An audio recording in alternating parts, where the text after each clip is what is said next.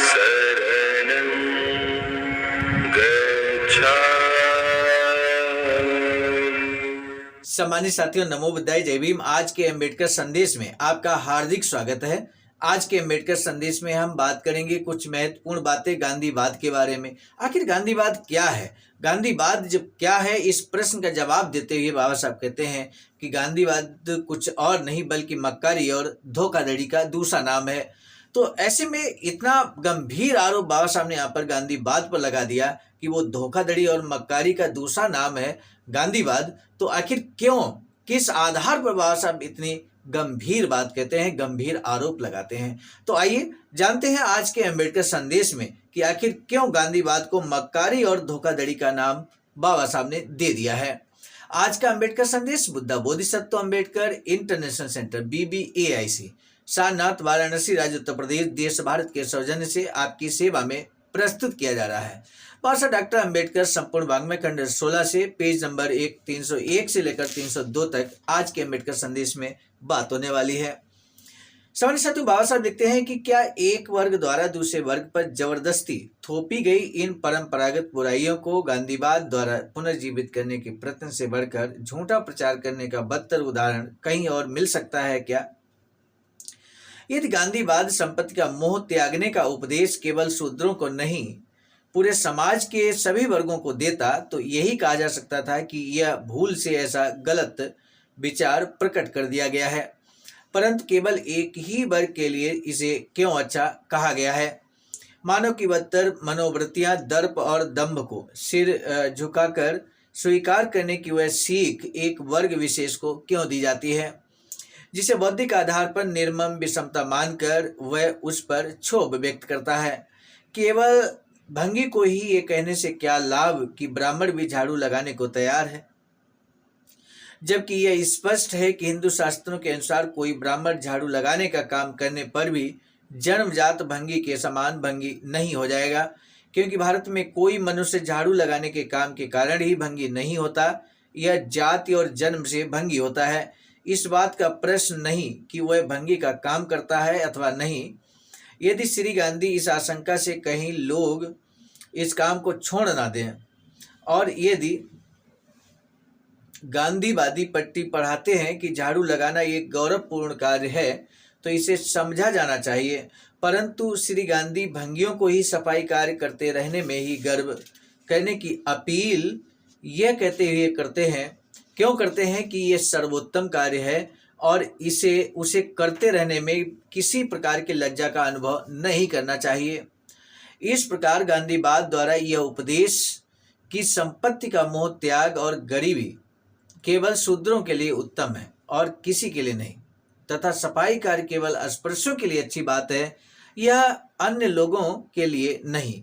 ये उनके जीवन का स्वयंसेवी कार्य बतलाकर ऐसा अपमानजनक कार्य उन पर थोपना उन निस्सहाय वर्गों के साथ दुष्टता का तांडव है और इस प्रकार का तांडव श्री गांधी जैसा व्यक्ति ही कर सकता है।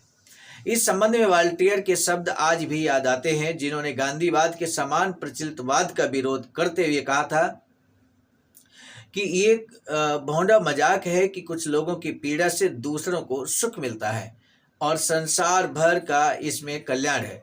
एक मरणासन्न व्यक्ति को इससे क्या सुकून मिल सकता है कि उसके रोगग्रस्त शरीर से हजारों कृमियों व कीड़ों का जन्म होता है। चलिए, और आलोचनाएं तो हैं ही, पर गांधीवाद में यह कारीगरी है कि किसी को सताया जाए और उसी पीड़ित से कहा जाए यह तुम्हारा विशेष अधिकार है। यदि कोई ऐसा वाद है जो धर्म रूपी अफीम खिलाकर किसी को झूठे विश्वास से अचेतन कर दे तो यह गांधीवाद है। शेक्सपियर के कथन को यदि इस संदर्भ में लिया जाए तो कहना पड़ेगा कि मक्कारी और धोखाधड़ी का नाम है गांधीवाद। सम्मानित साथियों, आज के संक्षिप्त अम्बेडकर संदेश में आपने देखा किस तरह से बाबा साहब ने गांधीवाद की उन बातों को रखा जो गांधी जी कहते हैं अस्पृश्यों के बारे में, भंगियों के बारे में, तो उसको उसी को बिंदु बनाकर यहाँ पर, क्योंकि अस्पृश्यों के बारे में श्री गांधी स्पष्ट तौर पर कहते हैं कि अस्पृश्यों को संपत्ति नहीं रखना चाहिए, अपनी संपत्ति से उन्हें मोह त्याग देना चाहिए, उसे मोह नहीं रखना चाहिए, ये बात कहते हैं।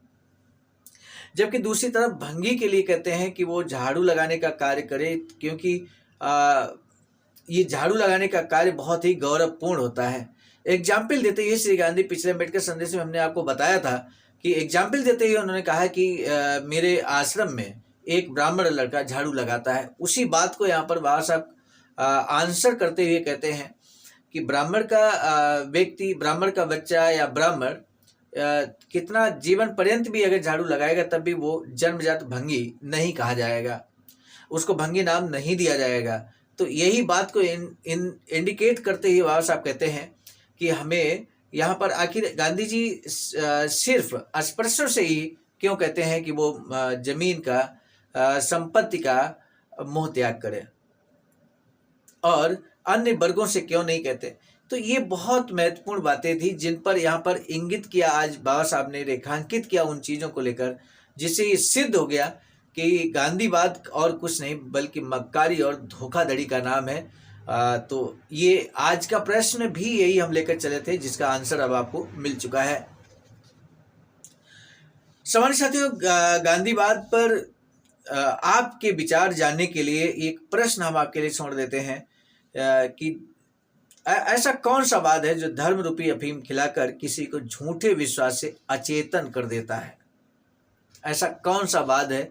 बहुत ही महत्वपूर्ण प्रश्न, बहुत आसानी से आंसर आप कर सकते हैं।